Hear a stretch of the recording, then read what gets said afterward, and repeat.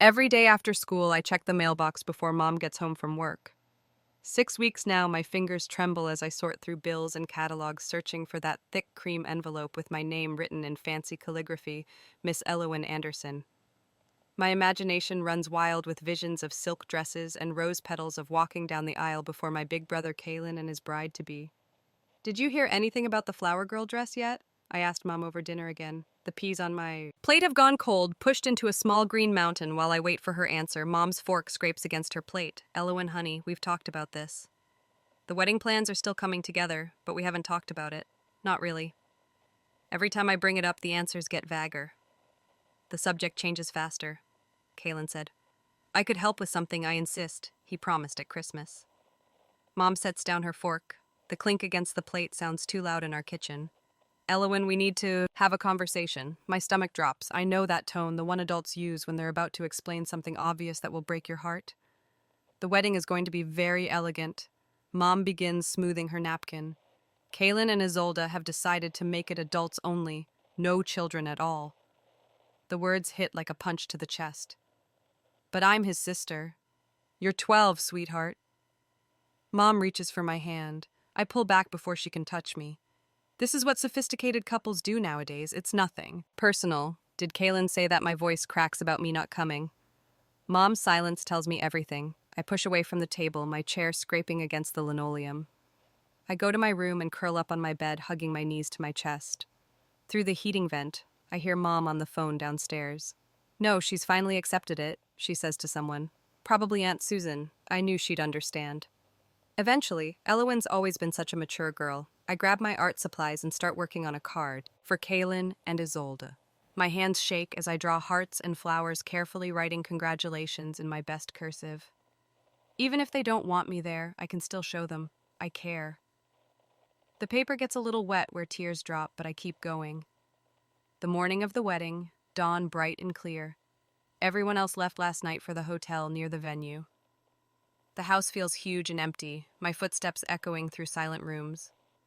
In my closet, I find the dress Mom bought me for Easter, pale pink with a satin sash, on carefully smoothing the skirt. In front of my mirror, I practice walking slowly, the way I imagine a flower girl should, head high, small steps, basket of rose petals held just so. I drop invisible petals on my carpet, marking the path to an imaginary altar where my brother waits. Thank you for helping make our day so special. I whisper to my reflection the words I'll never get to hear Kalen say. 2 weeks later, Mom spreads wedding photos across the kitchen table. I spot Kalen in his tuxedo Isolde, radiant in white, aunts, uncles, cousins, over 18, beaming in every shot. The space where a flower girl should be remains glaringly empty. See, you wouldn't have enjoyed it anyway, Mom says, patting my shoulder. It was very formal, lots of boring speeches. I nod, not trusting myself to speak. Each photo feels like proof that I didn't matter enough to include. When Kalen and Isolde return from their honeymoon, 3 weeks later, they bring me a t-shirt from Hawaii.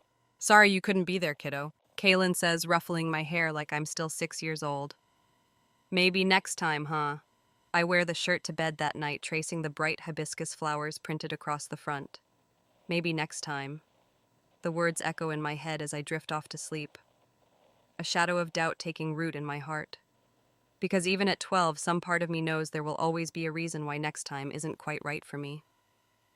2 years after Kalen's wedding, the whispers start again. I've learned to recognize them now. Sudden hush when I walk into the kitchen, Mom's phone calls that move to the back porch, the way Bram won't quite meet my eyes at Sunday dinner. At 14, I understand more than they think.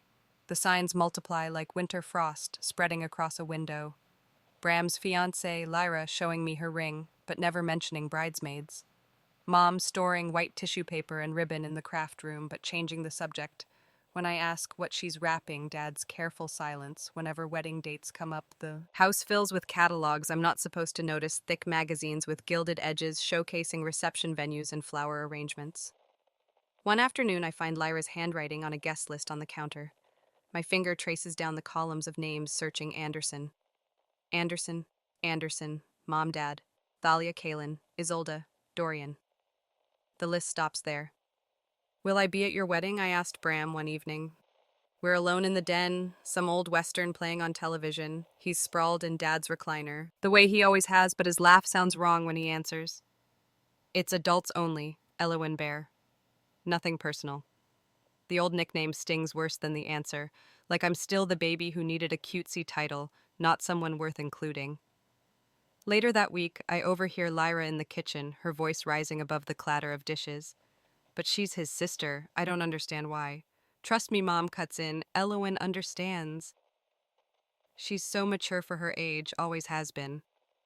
The compliment twists in my chest like a knife. My maturity, once a point of pride, has become their favorite excuse. I spend Bram's wedding day in my bedroom, algebra homework spread across my desk. The house echoes empty except for the slow tick of the grandfather clock downstairs. When the phone rings, I let it go to voicemail 3 times. Mom's voice fills the kitchen when I go to prepare a meal. Elowen, honey, just checking in. There's pizza money on the counter. The next morning, Mom spreads photos across the breakfast table. Bright squares of happiness I wasn't allowed to witness. Look how beautiful everything turned out, she says, but I focus on my cereal watching the squares of wheat turn soggy in the milk. That spring, Thalia gets engaged. My sister, me, only sister, catches me after school, eyes bright with excitement. You'll be in my wedding for sure, she promises, squeezing my hands. I want you as a junior bridesmaid for 6 months, I believe her. I help her choose dresses, spending Saturdays at bridal shops where saleswomen bring us cucumber water and talk about the perfect shade of coral. Thalia holds fabric swatches against my cheek, declaring each one almost right until we find the perfect match. You'll look amazing in this, she says, and I smile so hard my face hurts, but the whispers start again when Thalia's future mother-in-law comes to visit. I recognize the pattern now. Closed doors, hushed voices, that particular silence that falls when I walk into a room. The thing is, Thalia tells me later, her voice small, Elias's family is really traditional. They think 18 is the cutoff for wedding guests, and since you'll only be 16, couldn't you wait until November? The words scratch my throat. I'll be 17, then almost 18. Thalia's eyes fill with tears. The venue is already booked, and Mom says, I know what Mom says. I stand up from her bed where we've sat together planning her wedding since the engagement. I'm so mature for my age, I understand. 2 more years pass. I'm 17 when Dorian announces his engagement over Christmas dinner. I watch my cousins Jennifer and Kate, both freshly 18, receive their gold-edged invitations in February. They show them off at Sunday dinner, the fancy calligraphy catching the light. I don't get it. I tell Dorian in the garage later while he's fixing Dad's lawnmower. They just turned 18. I'm 17 and a half. He doesn't look up from the engine. Rules are rules. Elowen. The words hit me like a slap, standing there among the oil stains and garden tools. Something shifts inside me, a click like a key turning in a lock. These aren't rules, they're choices. 4 times now my siblings have chosen to exclude me. 4 times they've decided I matter less than their image of a perfect wedding. That night, I delete the wedding planning boards from my Pinterest account. I unfollow the bridal magazines on Instagram. In my journal, I write 3 words, no more begging. When the whispers start for Dorian's wedding, I don't strain to hear them. When Mom leaves wedding magazines on the coffee table, I stack them neatly in the recycling bin. At Sunday dinners, I pass the potatoes and ask about the weather and pretend not to notice the invitation. Samples peeking from Dorian's fiancé, E's purse. They want me to be mature about it, fine. I'll be so mature they'll never see how much it hurts. I'll be so understanding they'll never guess that each exclusion has taught me exactly where I stand in this family, always on the outside, looking in through frosted glass at the celebrations. I'm not quite good enough to join. I focus on my college applications instead. Vermont looks beautiful in the brochures, all mountains and maple trees, and places far from here. When Mom asks why I'm applying to schools so far away, I shrug and say something about their English program. I don't tell her that I've measured the distance 8 hours by car, just far enough that no one will expect me at Sunday dinners anymore. The night before Dorian's wedding, Mom knocks on my bedroom door. You're sure you'll be okay tomorrow? She hovers in the doorway, twisting her pearl necklace. We could set up a movie marathon for you, or maybe you could spend the day with Mrs. Peterson next door. I look up from my calculus homework and smile the way they've taught me, a calm, mature understanding. I've got this huge test. Monday, say, actually, it works out better this way. More study time, she nods, relief softening her features. Of course I understand. I always understand, but I don't, and I never will again. Have you ever watched a pattern emerge, each repetition making the truth clearer until you couldn't ignore it anymore? Share a moment when you realized someone's actions were showing their true feelings, not just circumstances. When the acceptance letter arrives from the targeted university, I am ready to leave for Vermont, away from my family, but I will tell them eventually. During my first Thanksgiving home from college, I watch Mom arrange her good china, the plates clicking against each other as she sets them around the table. Everyone will be here soon. Kalen and Isolde with their perfect marriage, Bram and his fiancée, Thalia and her husband Dorian, and whatever girlfriend he's bringing this year, Eloan. Honey, could you fold the napkins? Mom holds out the stack of white linen, the ones reserved for special occasions. I take them without a word, remembering all the times I've helped prepare for family gatherings where I wasn't welcome. The napkins form crisp triangles under my fingers. I arrange them beside each plate, precise and proper, just like Mom taught me. Just like I've learned to be present but not too present. Helpful but not demanding attention, existing in the spaces between everyone else's lives. Kaylin arrives first, Isolde cradling their newborn. The kitchen fills with cooing and questions. About the baby's sleep schedule, I stay by the china cabinet polishing glasses that don't need polishing. No one notices Vermont's pretty far, Mom says later, passing me the mashed potatoes. Are you sure about this college choice? There are plenty of good schools closer to home. I spoon potatoes onto my plate. I already accepted their offer. Silence drops over the table like a heavy blanket. 5 pairs of eyes stare at me. The first time they've really looked at me all evening. When were you planning? To tell us Dad's fork scrapes against his plate. I'm telling you now. My voice comes out steady, surprising me. 4 years of being the afterthought in their celebrations have taught me to build my own life in the quiet spaces they never bothered to fill. Thalia reaches for my hand. But Eloan, we won't see you. You haven't seen me for years. The words slip out before I can catch them. Not really. More silence as Old bounces the baby. Dorian suddenly finds his green beans fascinating. Mom dabs at her mouth with her napkin. That was the last time I attended any kind of family gathering. The next 4 years passed pretty quickly, full of studying and focus only on me. After graduation, I find an apartment in Burlington. It's small, just a studio with a kitchenette and a window that looks out on a brick wall, but it's mine. Every morning I wake up to sunlight painting patterns on walls. I chose surrounded by furniture I picked out. No one else's wedding photos stare down at me.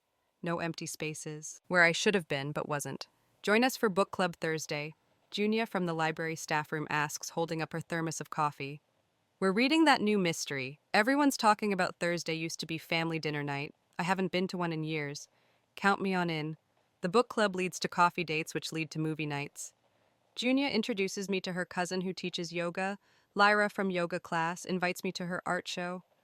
My calendar fills with notes in different colored inks, people who text to check if I'm free, who notice when I miss our regular meetups, who remember my birthday without Facebook reminders. Your potluck contribution was amazing, my neighbor Mrs. Wilson says, returning my casserole dish.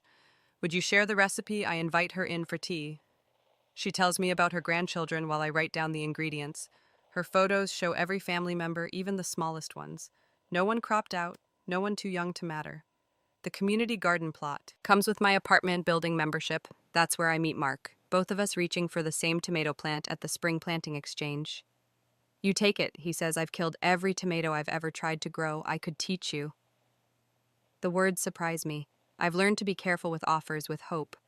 But his smile reaches his eyes, warm and real.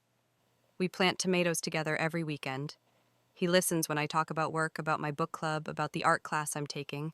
He notices when I skip over family stories, the way I edit around the empty spaces in my history. One evening, kneeling in the dirt, he asks about the gap in my photo collection. No wedding pictures of your siblings. There are 5 of you, right? The tendril of a pea plant wraps around my finger. I could deflect, like always change the subject. But Mark's hands are steady in the earth beside mine, patient with silence. I wasn't invited. My voice catches to any of them. He stops digging. What do you mean, not invited? They all had adult-only weddings, every single one. The words tumble out, years of carefully managed pain breaking free. I was 12 for Kaylin's, 14 for Bram's, 16 for Thalia. She promised I could be in hers, but then she changed her mind, 17 for Dorian's. Just a few months too young. Every time Mark's hand finds mine, dirt and all Eloan. That's not normal. That's not what family does. Something cracks in my chest. All these years I've told myself it was normal, traditional, sophisticated, the stories I built to make it hurt less, crumble like dry soil. Was I really that forgettable? The question I've carried since I was 12 finally finds its voice. That easy to leave out, Mark pulls me close, not minding the garden dirt on my cheeks or the tears making tracks through it. He doesn't try to fix it with platitudes or explanations. He just holds space for the truth. I was the afterthought, the inconvenient youngest, the one they could exclude without consequences because I was too young to fight back, too young to matter. The next week, the therapist's office smells like lavender. Dr. Chen watches me arrange and rearrange the little Zen garden on her coffee table. Your family taught you that you don't matter, she says quietly, but you kept their secret protected, their image why. The tiny rake makes patterns in the sand. I thought if I was understanding enough, mature enough, they'd see me differently. And now I am not sure I responded, but I have changed. Focusing more on myself all these years, I said. My hand stills. The patterns in the sand look like the paths I've been carving away from them, one choice at a time. After the therapy was over, I went home. The text from Kaylin arrives on a Tuesday that, same week, Eris's christening, next month, family only. You'll be there. I look around my apartment, Tat Junia's painting on the wall. At the tomato plants thriving on my windowsill, at the photo of Mark and me, covered in garden dirt and laughter. My thumbs hover over the phone. The old Elowen would have said yes, would have shown up with a gift and a smile, taken her place in the back row where she wouldn't disturb the perfect family picture. I'm busy that weekend, I type instead. Good luck with. The christening, I set the phone down. My hands don't shake at all. A month later, tomato plants bow heavy with fruit in the community garden, their leaves brushing my ankles as Mark leads me down the narrow path between plots. Late August, sunlight warms my shoulders and the air smells of basil and ripening vegetables.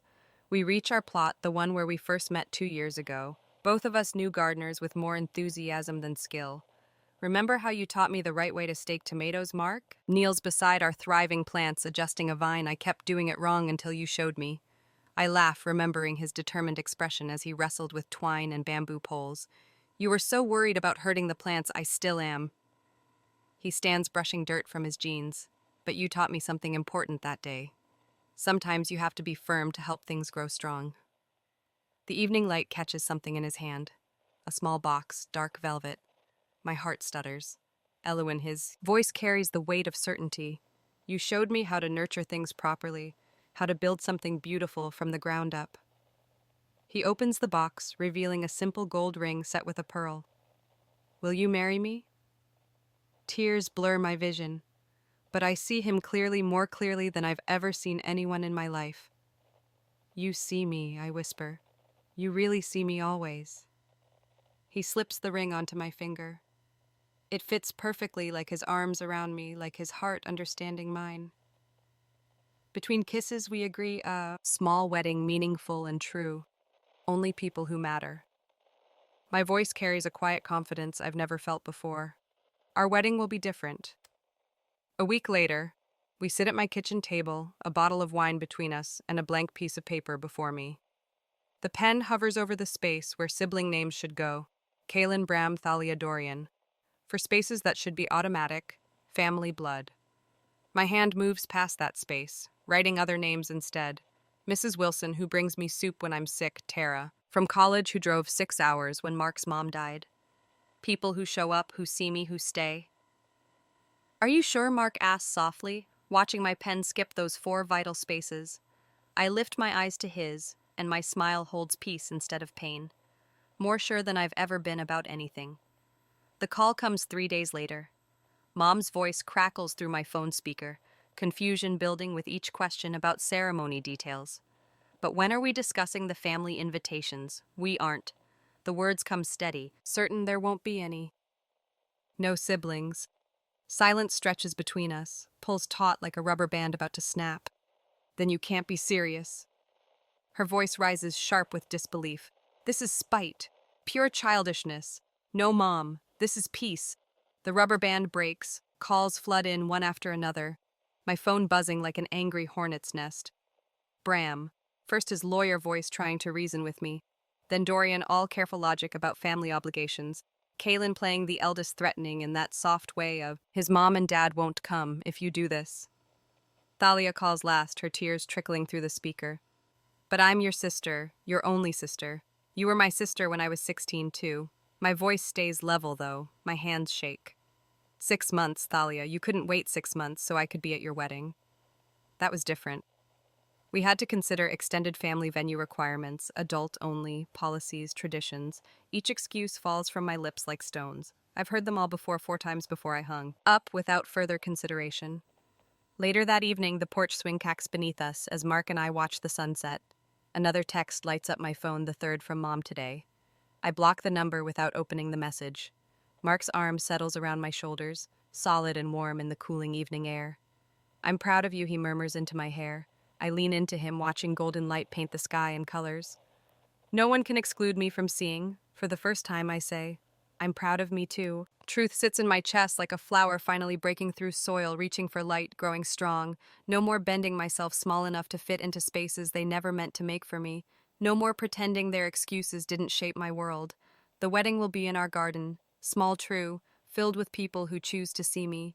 And in the space where siblings should stand, there will be something better. Peace. A month later, the doorbell chimes, just as I finish addressing the last wedding. Invitation.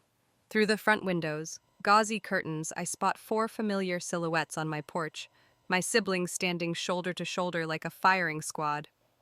My hand trembles as I set down my calligraphy pen. The muscle memory of making room for them, of stepping aside, of shrinking myself small threatens to take over. But Mark's voice echoes in my mind. You deserve to take up space. I open the door and plant my feet firmly on the threshold. No invitation to come inside.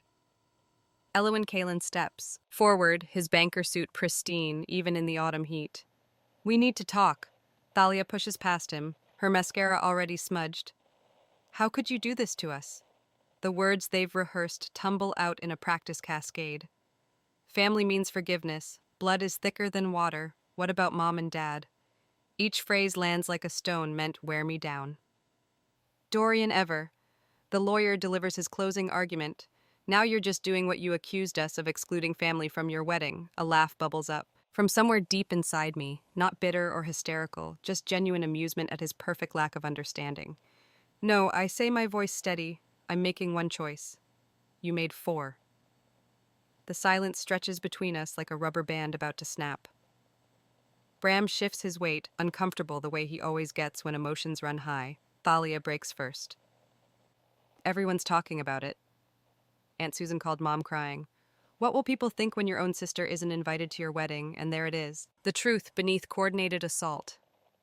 That's always been the problem, hasn't it?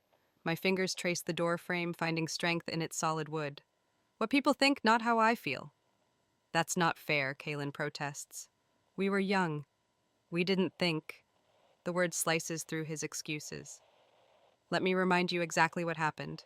My voice remains calm as I recount each exclusion. Kalen's wedding when I was 12, still believing I'd be his flower girl. Bram's 2 years later when his fiancé wanted me there, but got overruled Thalia's broken promise about her wedding, claiming she couldn't wait 6 months for me to turn 18. Dorian's final betrayal, watching 18-year-old cousins receive invitations while I sat at home at 17. Their faces shift as the memories land. Bram examines his shoes. Thalia wraps her arms around herself. Kalen's jaw clenches. We were different people then, Dorian argues, but his voice wavers. No, I shake my head. You're exactly the same, standing here worried about appearances, not relationships, trying to force me to make you comfortable instead of acknowledging how you hurt me. Eloin Thalia reaches for my hand. I step back. We're sorry. We were wrong. Please don't do this. You're not sorry you hurt me, I say softly. You're sorry there are consequences. There's a difference. The phone rings inside. I know it's Mom before I answer, just like I know exactly what she'll say.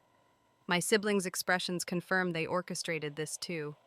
Eloin Honey Mom's voice wobbles with tears. Your father and I won't come without all our children there. The words should shatter me. Instead, they clarify everything. Then I'll miss you at my wedding. My voice stays gentle, just like I missed being at all of theirs. The silence on the other end stretches long enough that I wonder if she's hung up, then barely audible. You don't mean that I do. For the first time, those 2 words feel like a promise to myself instead of others. I love you, Mom, but I won't pretend anymore. I end the call and turn back. To my siblings, they stare at me like I'm a stranger speaking a language they don't understand. Maybe I am? Elowen Kalen starts again, but I hold up my hand. No more speeches, no more guilt, no more pretending we're something we're not. I step back inside my house. I hope you all have wonderful lives, but I won't spend mine begging to matter. The door closes with a quiet click. Through the window, I watch them huddle in a conference, probably planning their next strategy, but I'm already turning away. Back to my calligraphy pen and the invitations for people who've proven they want to be there. Later that night, I find Mark in our bedroom studying a family photo from Christmas. Years ago, 5 siblings squeezed onto a couch, my smile a fraction too bright as I tried to prove I belonged. Second thoughts. He asks, wrapping his arms around me from behind. I touch the glass, tracing the space between me and my siblings. Always there, even in photos. No, for the first time, I'm being honest about our relationship instead of pretending it's what I wished it was. Mark kisses my temple. You know what the hardest part of watching you go through this has been? What seeing how extraordinary you are and knowing they missed it. Their loss, sweetheart. Their loss. I lean back against his chest, breathing in the familiar scent of his soap.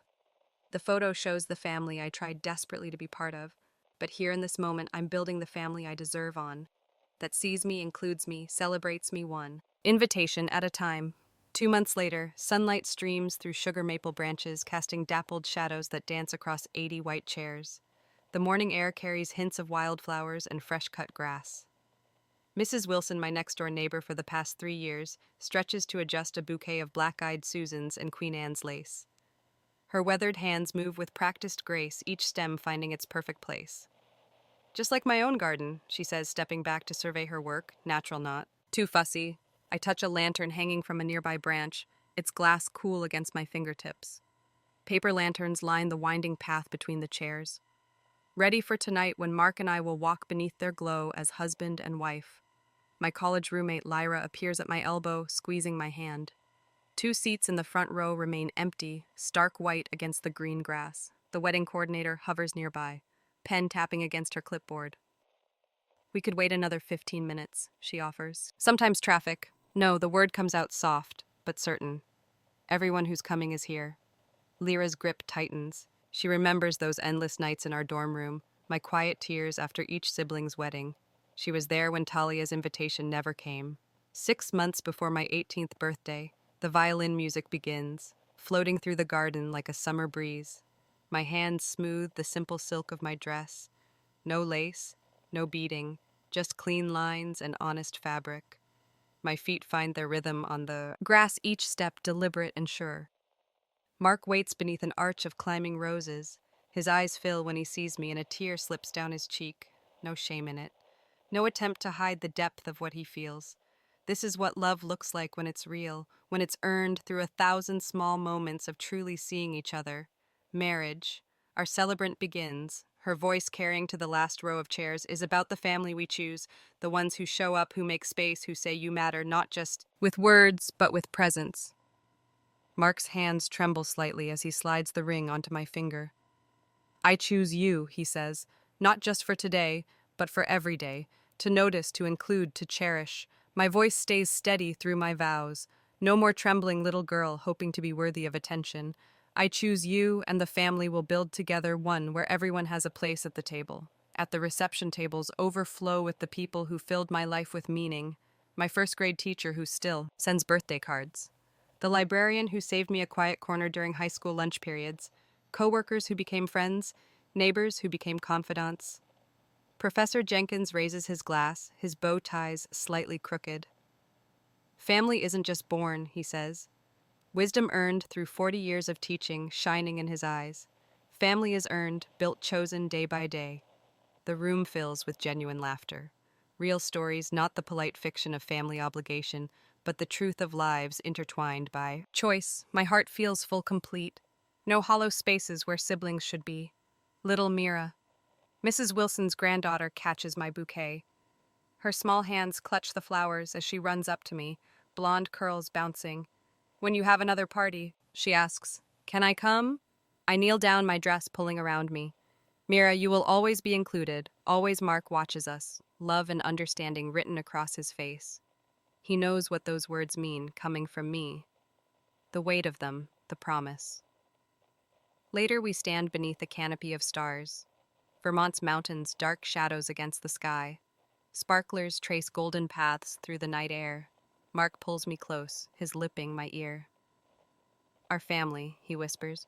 We'll do it differently. I lean into him, watching the lights dance. The story I was given tried to write me small, tried to tuck me into margins and footnotes, but that wasn't the only story available here, surrounded by people who choose to see me, who make the effort to show up.